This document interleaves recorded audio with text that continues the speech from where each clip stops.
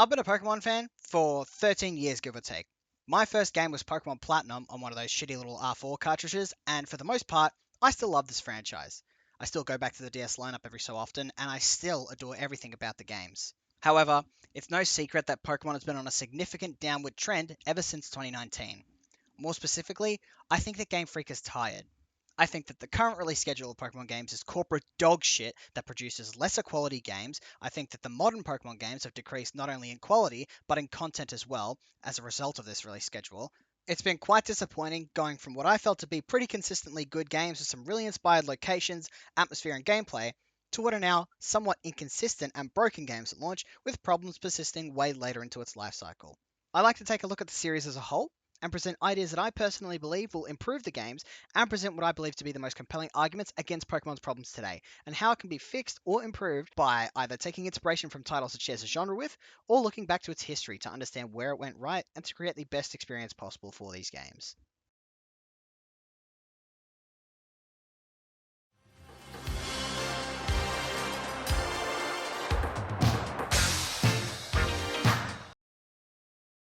It's possible that you could apply my criticisms to the series as a whole, but they were written with these specific games in mind. Pokemon Sword and Shield serves as a lesson and a permanent mark on the record of Pokemon games, probably throughout the rest of Pokemon's life cycle. The catalyst of Pokemon's decline in recent years, this game had minimal content and was very clearly rushed. Though the wild area and the options for late game Pokemon min-maxing, like the mints, were all great features, they were all undermined by game performance, bad design, or bad content, or a mix of all three. Pokemon Scarlet and Violet are actually fine games, but miss out on potentially great ideas and moments that can be capitalized on with the new open world it has to work with. Though these games are fine when they work, it is more than likely that they will either bug out or drop frames harder than 20-year-olds drop kids they can't be fucked to care for. Pokemon Brilliant Diamond and Shining Pearl are somewhat faithful to the original Diamond and Pearl, however, in its attempt to be as faithful to the originals as possible, it misses the entire point of Gen 4, overlooking Platinum and its many sweeping improvements on its content, its size, and its ability to add content that wasn't wasteful or uninteresting. The exception to the rule and the saving grace of this franchise, Pokemon Legends Arceus was an amazing step forward in Pokemon's new design philosophy, adding the idea of an open world game with interesting places to explore and very little hand-holding. This game will be the saving grace of the franchise if its lessons are to be learned and built upon in future titles. Ironically enough, these games are better love letters to Gen 4 than actual Gen 4 remakes. I was dreaming when I wrote this, forgive me if it goes astray. Now, before we engage in any actual arguments and criticisms, I feel that I have to lay some groundwork for everyone to clearly outline what to expect from this critique, and furthermore, what to learn from Pokemon's treatment moving forward. This is going to start off pretty confusingly, because my first argument after this little spiel is going to be defending Game Freak on one of its most controversial issues. I wish to make this abundantly clear from the get-go. Don't get it fucking twisted! I am not interested in shitting on Game Freak for no reason. As much as it is infuriating to see one of my favourite games degrade into this state, I do not believe that any of this can be fixed without affording Game Freak some intellectual honesty. It's not only semi-unrealistic, but also somewhat immature to assume that there is one big bad CEO that wants to ruin your favourite franchise for no reason. People generally do not function this way. The only reason I say semi-unrealistic is because the exception to that rule, Bobby Kotick, is not only inhuman, but actually is that big bad CEO that wants to ruin your favourite franchise for his own personal gain. This person is an inhuman empty fuck. But remember, he is the exception to the rule. I think that the reasons Pokemon games are in this state in the first place is most likely due to a number of complex and varying issues within Game Freak the company, the people working at Game Freak, and Nintendo as a partner company to Game Freak. It is very obvious that Game Freak is at the very least burnt out making Pokemon games. Game Freak has actively stated that they are interested in working on new, fresh IPs other than Pokemon, and that they are specifically interested in creating new IPs for Nintendo. Game Freak, without a doubt, has made mistakes over the last couple of years with Pokemon games. But I'd like to put an asterisk on all of these arguments because we do not know for a fact what is going on at Game Freak at the moment. The purpose of affording Game Freak that fact is not only to couch my language in case something horrendous is going on at Game Freak, like mass crunches and fucking slave labor type shit. I count 6. Games in the contract. I count 2. Lawsuits. Nigga. but also to say that these decisions made by these companies for these games are not always going to be so black and white. Like the game, bro? I'm be gusto. But when I woke up this morning, could have sworn it was Judgment Day. I think that cutting Pokemon from the game is not inherently a negative. I think it becomes one depending on the way it's handled. To properly convey the entirety of my argument, there are a few aspects to it that I need to lay out first. Pokemon games before the mass extinction event used to divide its pool of Pokemon into two categories. The regional dex is the pool of Pokemon that are available to you in the wild, as in they are directly catchable in-game without the outside influence of other Pokemon games in the series. The national dex is the pool of Pokemon that are not accessible through the current game. These are Pokemon that can't be caught through normal gameplay, and instead have to be transferred in from a previous game. This has been the tradition for the majority of the franchise, that every Pokemon is at least playable, in that they can be accessed and battled with online or just used in single player. The problem with that is, with every subsequent Pokemon game, the list of Pokemon to implement and then re-implement is always going to be expanding and increasing, meaning it becomes a time sink for development. Junichi Masuda himself even says in this interview that, from my perspective, it's always been in the back of my mind that at some point we were going to have to not include all the Pokemon. So came one of the defining moments in Pokemon's history, where to this day, Game Freak has essentially given the position that having to develop and re-implement every old and new Pokemon for every Pokemon game has not only become infeasible with the quickly rising requirement for development with each generation, but it's also become unnecessary, considering that the overall quality of new Pokemon games does not decrease with the removal of these Pokemon. I almost wholeheartedly agree. When developing a new game, it's important to keep in mind that the content you are creating for a game directly serves to make that game better or serves a concise and understandable purpose. Resident Evil 2, for example, adds zombies to the game because they are supposed to force players to adapt to the situation around them. Zombies are a fundamental building block in its structure because Resident Evil is all about survival and how you approach any given situation. This is concise and understandable. How about a game like Dishonored? The dark magics are designed to innovate on the core idea of a stealth game by attuning the pace of gameplay to your very own ability. Concise, understandable, and innovative. If we were to transfer this concept to Pokemon, it would look something a little like this. The abundance of Pokemon is there to provide you options depending on what your team would benefit from in later battles. Covering type weaknesses or building for strategic synergy are good examples here. The reason that half of those Pokemon that could have had good strategic synergy were removed is because they can be likened to dead content.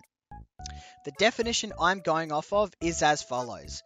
Dead content is mechanics, systems, or aspects of a game that are underutilized or made nullified because they are inaccessible, irrelevant, or outpaced by other content. Because I can't find a definite definition of what dead content is, this is what I would think dead content to be. This could probably be argued though, feel free to tell me that I'm wrong, and I'd be happy to chat about it more if you think I'm wrong in the comments.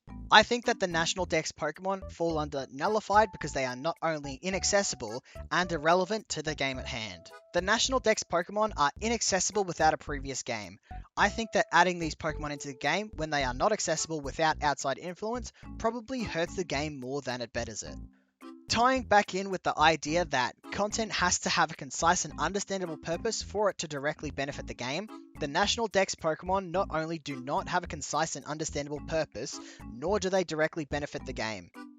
I think the National Dex Pokemon only existed all the way up until Sun and Moon to somehow cater to or justify the previous games in the franchise. Furthermore, having access to this pool of Pokemon is almost meaningless because the options that it does present to you can blend into each other, to the point where Pokemon have similar, or if not the exact same purpose. Let's just take a look at an example real quick. Take a look at Milotic and Vaporeon. Both bulky water types that are designed to be tanky, HP based walls that have mostly defensive utility in the way of healing, and usually a damaging move like Scald. These Pokemon, while not the exact same, fill similar purposes. Why add content that does not affect the overall state of the actual game, when it could be better spent by polishing or implementing new and different types of content that can skyrocket the game's quality over the other games in the series? I think that the removal of Pokemon is justified on Game Freak's part. I think that the quality of modern Pokemon should be prioritized over keeping every Pokemon in the game, and I think that if the game had shown that the development time taken from the National Dex was put into making the game actively better, then I wouldn't be so bitter when talking about this next point. Game Freak does not use this time to make the game better, and that can be seen in Pokemon Sword, Shield, Scarlet, Violet, and BDSP's lack of quality content, as well as its removal of content that was staple in previous Pokemon games. These Pokemon should not be cut because they can't be fucked. It should be cut because they want to make the overall experience higher quality. The removal of the National Dex Pokemon was an incredibly influential decision that would go on to affect the series for years. This decision should have defined what the Pokemon Company wished to prioritize and been a whole new era for what Pokemon games could achieve with a new engine, a new system, and a new era of gameplay philosophy. Instead, this decision has been defined by fucking laziness. It doesn't matter what Game Freak has or has not done to improve the franchise, because this looks fucking embarrassing to have content removed, games launching in a buggy and broken state, and all after the directors decided they can't be fucked to add in all the Pokemon. If I knew that this is the way Pokemon was going to go, then I would have stopped playing the games after Sword and Shield, because the fact is, it fucking sucks to have a Pokemon you've kept for 10 plus years be nullified because they cannot be transferred into the new games. I think that the National Dex Pokemon do not increase the quality of the games by any margin, but I do think that they make the overall experience significantly better. The ability to play with any Pokemon in online PvP is incredibly fun. Trading for any Pokemon in the game's catalog is even more fun. It feels great on a second playthrough to only use National Dex Pokemon. The way I see things, I think that it's better for the game's health and quality overall that the National Dex stays removed. However, I will only ever agree with this argument if the quality of the games does improve, because I would rather play a Pokemon game with thousands of Pokemon at my disposal over rushed and buggy messes of games that are not worth playing. With that being said, there is another aspect of the argument that deserves a segment all its own now, considering how it directly affects the game and is probably a key factor in why the games are in this state in the first place. Sky was all purple, there were people running everywhere. Looking at Pokemon's release schedule on Wikipedia, it's not a very big surprise to see that the development rate at which Game Freak has had to shit out Pokemon games has gone up significantly since 2016. It seems that ever since this point, the content in Pokemon games has decreased significantly, with the removal of National Dex Pokemon, phasing out post-game battle arenas, and Scarlet and Violet having no post-game. This is combined with the increased release schedule of Pokemon games. It's no surprise that the extra time taken from these aspects of the old Pokemon games are gone to make new Pokemon games. In fact, it's gotten so bad that the Gen 4 remakes were actually made by a different company, as in the lead directors were from a different company, ILCA. I don't know if this is common knowledge, but it surprised me when I found out. Or should I say didn't surprise me because they were so fucking bad. Pokemon would probably be in a better state if the release schedule wasn't so jam-packed with shit. Obviously. The question is, why is the release schedule in this state for Pokemon? There is no amount of speculation that I can possibly do to give you an idea as to why this is, because I just don't know, and there isn't much public information as to why this has happened. With the exception being that a statement was made by the Pokemon Company stating that they would like to ensure quality in Pokemon games while maintaining the release schedule. Game Freak nor Nintendo has made a comment on it, and it doesn't seem to have any signs of slowing down. With the addition of DLC, it's become worse, meaning that the mainline Pokemon games now get at least one new release every year. Everything in the game suffers as a result of this release schedule, and for it, we are given really watered down and sometimes terrible experiences. So, with all this being said, what do the Pokemon games look like now because of this? Trying to run from the distraction, you know I didn't even care. Most Pokemon games don't have godlike stories to tell unless your name is Black and White. But even then, I'm pretty hesitant to say that Pokemon is devoid of good story, other than those two exceptions.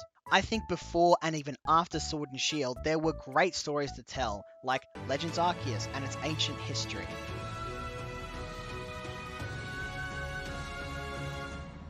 Or even the classic story of rivalry, evil, and triumph that was the original Pokemon Red and Blue.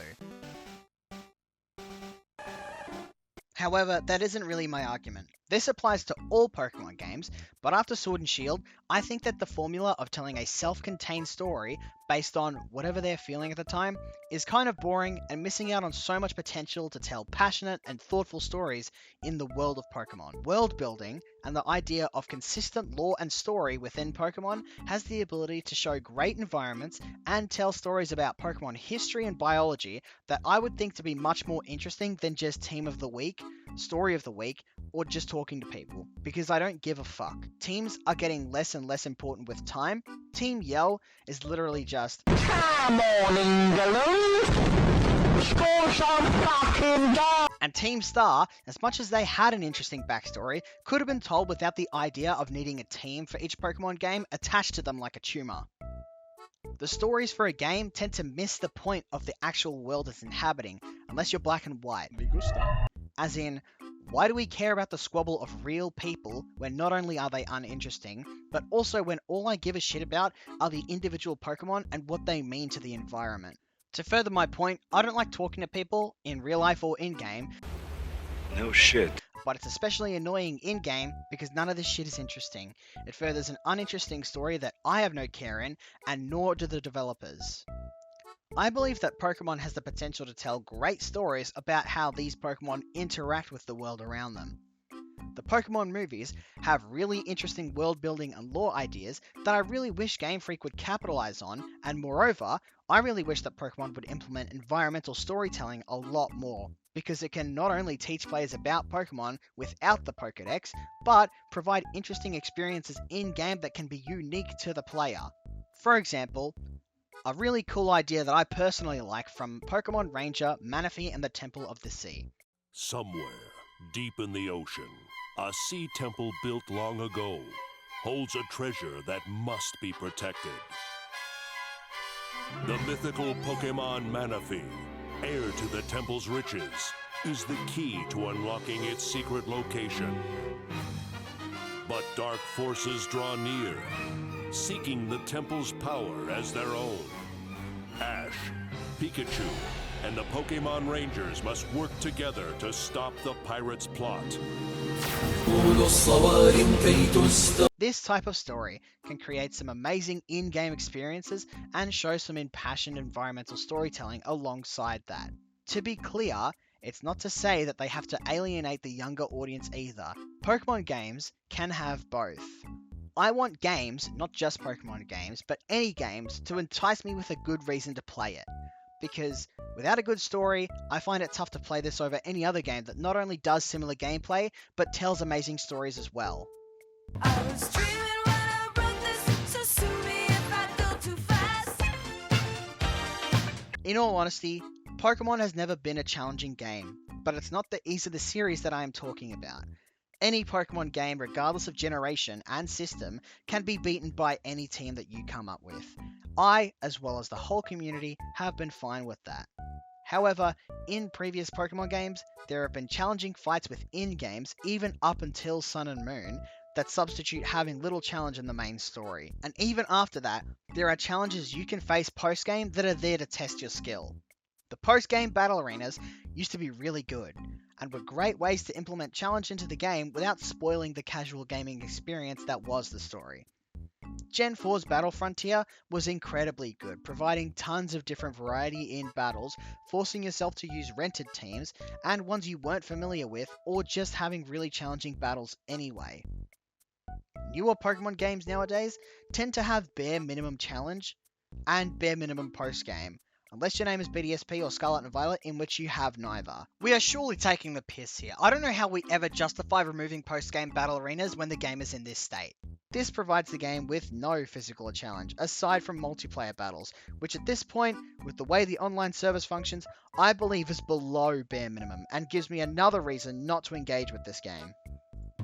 Life is just a party and parties weren't meant to last.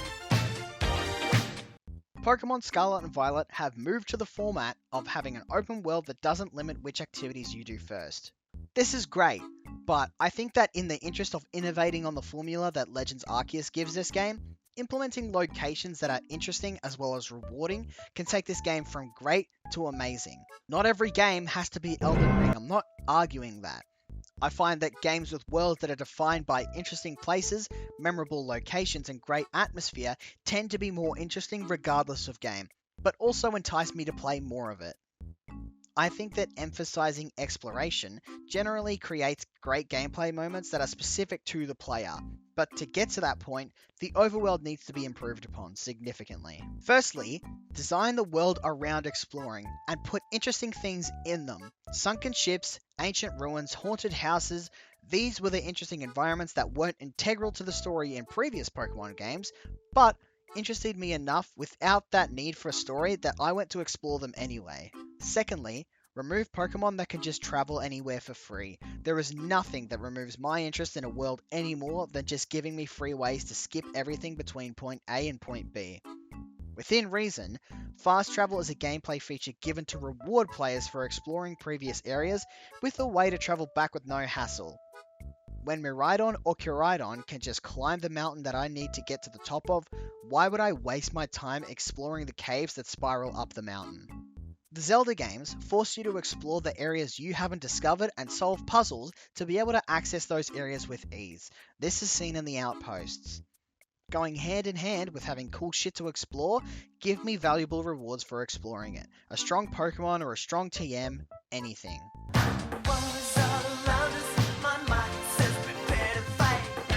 I thoroughly hate Pokemon games with no Mega Evolution in it.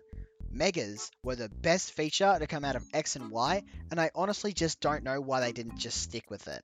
It was a fantastic system both casually and competitively. Pokemon that are just misses design-wise have the opportunity to have interesting redesigns that attract new fans and satisfy old ones. These designs have a great opportunity to create new fan favorites. This was super cool and it's super fun. Not only that, they also had the ability to competitively rework an old Pokemon. It's very likely that Pokemon become competitive gimmicks or just plain useless. When you're working with 1,000 plus Pokemon, it's impossible for all of them to see competitive use. With Megas, it was possible to change those unviable Pokemon to competitive powerhouses, another amazing aspect to this feature. That's not to say that having broken monstrosities in the competitive scene isn't frustrating, because it is. However, why are we ever justifying barring an amazing feature because we can't balance it? We must be omega fucking retarded to ever justify cutting this feature because of our inability to balance it. It is so stupid, lore-wise and gameplay-wise, to always have a new surface-level gimmick to learn every new generation. Having a new gimmick every generation creates boring systems like Gigantamax and Terrestrialization. So, I was going to discuss in depth why I hated each gimmick, but I don't think it's important to the overall point, so I'll just do a surface-level explanation as to why I don't like each of them, and how they fail compared to Megas. I did like Gigantamax significantly more than any of the other gimmicks, but I feel like it's just too shallow, seeing as the only statistical changes it gives is a boost to HP and base power moves, as well as them only being used for gym battles. The redesigns are much appreciated though. Z moves are really nice to look at, but they were way too linear in that all I could really do with them was one shot, and apparently they were competitively broken, but I don't remember following Pokemon competitively during Sun and Moon, so I can't say anything more than that. Terrestrialization is fucking terrible, and I hate it more with each passing day. This looks boring, is boring to play against, and isn't fun in any way. Fuck this gimmick. So if I gotta die, I'm gonna listen to my body tonight. I think that DLC could be great, but I think now it is a poor excuse to double dip in profits that aren't well deserved and deliver on gameplay that isn't even worth half its asking price. I think that before we even tackle the idea of how worth DLC is, we should discuss the foundation of the argument, being that one of the Pokemon's game's most frustrating qualities is the removal of its post-game content.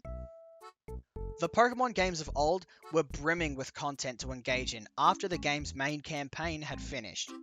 The peak of quality in the Pokemon games came from high-quality jam-packed titles like Emerald, Platinum, and Black and White 2. Ever since this peak, it's slowly receded to contain less and less, and it's culminated in late-stage boldness. Pokemon Sword and Shield have one post-game quest, and that's it. Battle Tower and catching the rest of the Pokemon is about all you can get out of the post-game. Scarlet and Violet have no post-game, not even a Battle Tower. The remakes of the original Sinnoh games have content missing from its versions, being argued as remakes to Diamond and Pearl, not Platinum.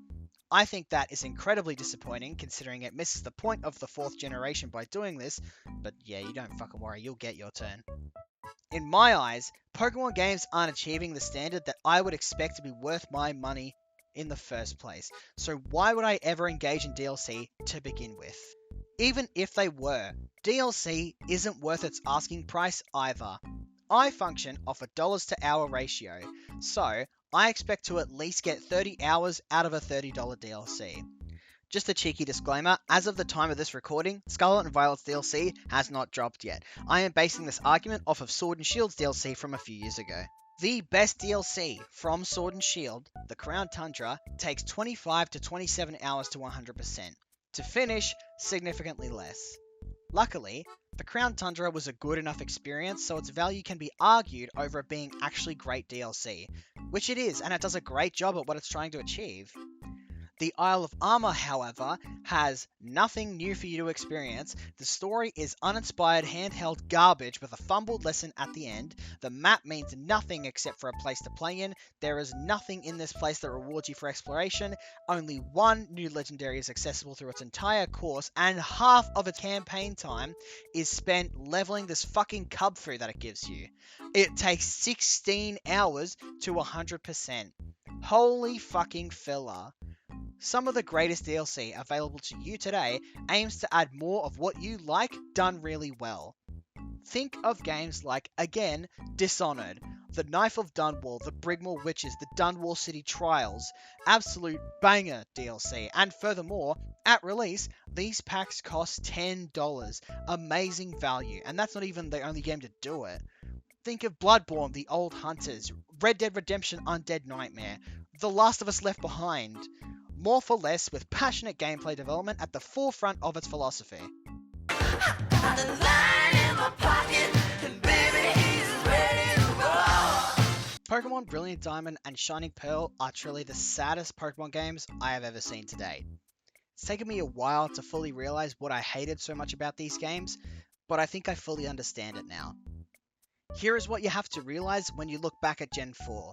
Diamond and Pearl weren't the best. For one, they were comedically slow.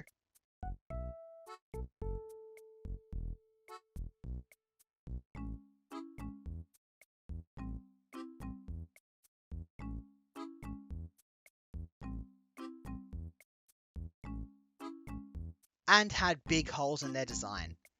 A good example is your choice of fire-type Pokemon. If these were the only games that Gen 4 had to play with, it would be a really forgettable and really boring generation. What defined Gen 4 was Platinum, and how it changed a lot of the gameplay from its original games and adding so much more in the way of new areas, Pokemon locked behind post-game content, and its great story moments. When you decide to remake Diamond and Pearl, I think you've already lost. Not to mention the fact that these games feel really lifeless. This doesn't feel like a love letter to Gen 4, it just feels like ports of original Diamond and Pearl in the current era.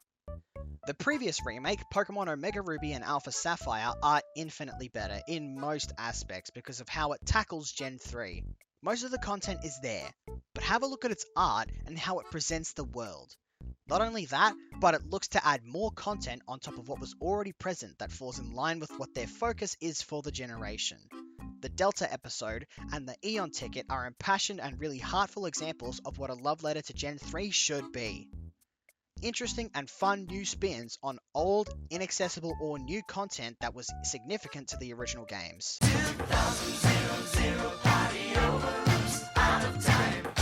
These are the opinions I've developed on the Pokemon series over the last few years, but I'm not done yet. There are still some small little gripes that I have that I'm going to rapid fire before this closes out. These games run like shit, there is no excuse. It's not a hardware thing either. Take a look at how massive games like Xenoblade Chronicles 3 and the Zelda games not only have the ability to sustain a consistent frame rate and present beautiful environments with thought out open world gameplay, but then we look at Pokemon and it nearly crashes my system for even thinking about open world gameplay.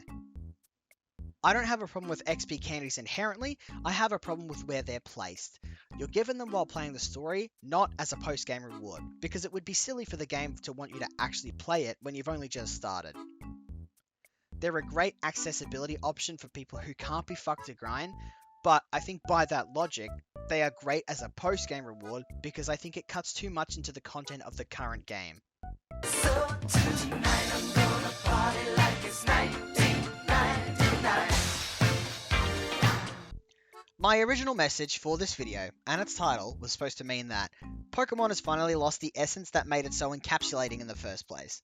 So, we may as well enjoy them like they never lost that essence in the first place, or to just enjoy them for what they are now. I am not content with that message anymore. I am of the opinion that Pokemon has gone downhill, but it is more than capable of getting back on its feet and making great games with interesting experiences to share. These games have the potential to improve even further on the open world formula. Glimpses of passion and care can be seen in Scarlet and Violet's presentation and story. Pokemon may eventually be Barack one day. However, that may be very far into the future, or it could even be a couple of months. Here is my answer for now. At the moment, it's fucking Jovaba. Pokemon is not worth playing in 2023. However, that is not to say that the Pokemon franchise does not have great experiences to offer. If you would like to enjoy the great turn-based gameplay with escalating challenge and a sense of community, I would suggest that you go play Pokemon Showdown.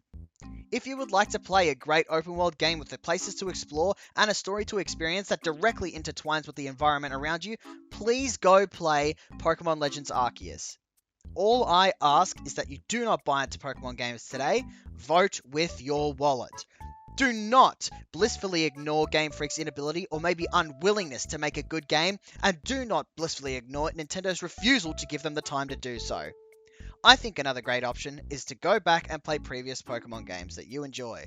I am still of the opinion that Pokemon Sun and Moon were great Pokemon games and a true send-off to the 3DS era. Unfortunately, no king rules forever, and in the end, it'll be all over for us someday. So enjoy that time with games that respect that and offer a great experience despite that. I say, party like it's 1996.